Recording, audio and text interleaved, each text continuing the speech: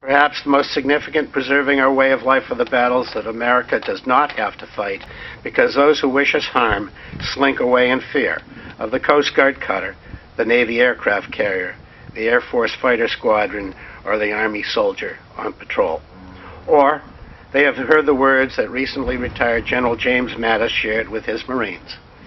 Be polite, be professional, but have a plan to kill everybody you meet.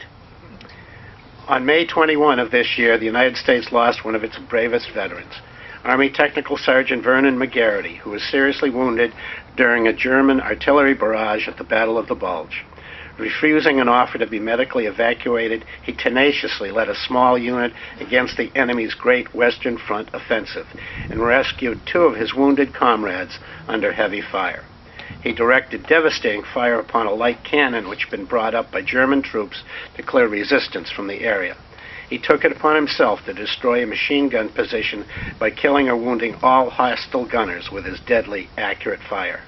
Only when his squad's last round had been fired was the enemy able to advance and capture McGarity and his men. For his actions, McGarity was awarded the Medal of Honor. After the war, McGarity served in the Tennessee National Guard for 28 years, retiring as lieutenant colonel. He also worked for over 3 decades for the Veterans Administration in Memphis, helping his fellow veterans secure the well-deserved benefits that they earned. The valor and dedication that defines warriors from previous generations continues today.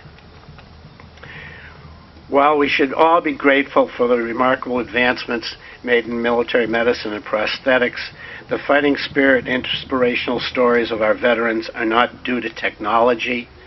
These traits come from the heart. When then Governor Ronald Reagan introduced returning POW John McCain at a speaking engagement in 1974, the future president asked, "Where do we find such men?" He was speaking of many veterans when he answered, "We find them in our streets, in the offices, the shops, and the working places of our country, and on the farms."